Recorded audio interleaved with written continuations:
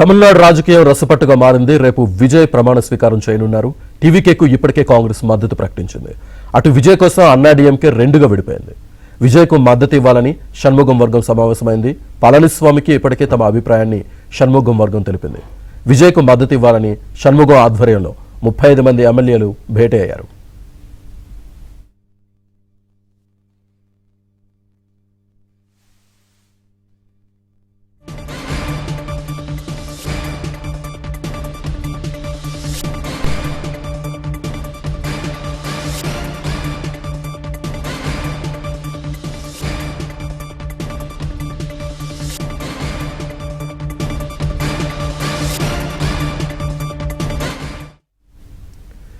తమిళనాడు రాజకీయం రసపట్టుగా మారింది. రేపు విజయ్ ప్రమాణ స్వీకారం చేయనున్నారు. టీవీకేకు ఇప్పటికే కాంగ్రెస్ మద్దతు ప్రకటించింది. అటు విజయ్ కోసం అన్నాడీఎంకే రెండుగా విడిపోయింది. విజయ్కు మద్దతు ఇవ్వాలని షణ్ముగం వర్గం సమావేశమైంది. పళనిస్వామికి ఇప్పటికే తమ అభిప్రాయాన్ని షణ్ముగం వర్గం తెలిపింది. విజయ్కు మద్దతు ఇవ్వాలని షణ్ముగం ఆధ్వర్యంలో 35 మంది ఎమ్మెల్యేలు భేటీ అయ్యారు. పూర్తి డీటెయిల్స్ మా కరెస్పాండెంట్ సిరి అందిస్తారు. సిరి, తమిళనాడు రాష్ట్ర రాజకీయ సమీకరణాలు వేగంగా కదులుతున్నాయి.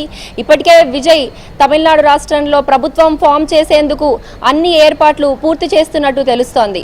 రేపు ఉదయం 11 గంటలకి చెన్నైలోని నెహ్రూ స్టేడియంలో విజయ్ ప్రమాణ స్వీకారం జరగబోతోంది అని ముహూర్తం కూడా ఖరారైంది. దీనికి సంబంధించినటువంటి అన్ని ఏర్పాట్లు ఇప్పటికే కార్పొరేషన్ అలాగే స్టేట్ పోలీస్ ఫోర్స్ వేగంగా ఏర్పాట్లు పూర్తి చేస్తున్నారని కూడా తెలుస్తోంది. మరోవైపు ఈ రోజు విజయ్ గవర్నర్ని కలిసేందుకు అపాయింట్మెంట్ కూడా కోరినట్లు తెలుస్తోంది.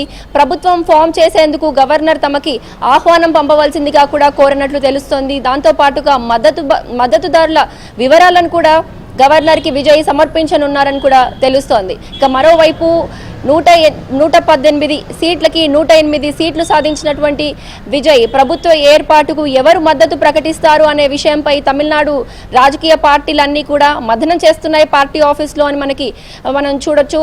ఇక కాంగ్రెస్ ఇప్పటికే డిఎంకే అలయన్స్ మీటింగ్లో గైర్హాజరవ్వడము, నిన్న కాంగ్రెస్ నేతలందరూ కూడా మీటింగ్ ఏర్పాటు చేసుకోవడము, ఈరోజు టీవీకే అధినేత విజయ్ని కలిసేందుకు అపాయింట్మెంట్ కోరి తమ మద్దతు విజయ్కు ఉంటుందంటూ తెలియజేయబోతున్నారని కూడా మనకి తెలుస్తోంది. అయితే ఇక్కడ కాంగ్రెస్ ఒక షరతు కూడా విధిస్తోంది విజయ్కి. ఎన్డీఏ భాగస్వామ్య పార్టీలతో విజయ్ కలిస్తే తమ మద్దతు విజయ్కి ఉండదంటూ కూడా కాంగ్రెస్ స్పష్టం చేసినట్లు తెలుస్తోంది. ఇక 2 సీట్లు సాధించినటువంటి వామపక్షాలు కూడా విజయ్కి మద్దతు ప్రకటించేందుకు సిద్ధంగా ఉన్నామంటూ కూడా తెలియజేస్తోంది. మరోవైపు వామపక్షాల దారిలోనే ఉండేటువంటి వీసీకే 2 సీట్లు సాధించారు తమిళనాడులో. వారు కూడా విజయ్కి తమ మద్దతు ప్రకటిస్తామంటూ కూడా తెలియజేశారు. ఇక ఇప్పటికే ఐయుఎంఎల్ పార్టీ డిఎంకే వైపే తమ మద్దతు ఉంటుందంటూ, తమ మద్దతు విజయ్కి ఉండదంటూ కూడా స్పష్టం చేసింది. ఇక ఇప్పుడు అందరి చూపు అయితే అన్నాడీఎంకే వైపే ఉంది అని చెప్పొచ్చు. అన్నాడీఎంకేలో అసంతృప్తిగా ఉండేటువంటి ఎమ్మెల్యేలందరూ కూడా ఇప్పటికే సివి షణ్ముగంని కలిసి విజయ్ పార్టీకి తమ మద్దతు ప్రకటించాలని కూడా కోరినట్లు తెలుస్తోంది.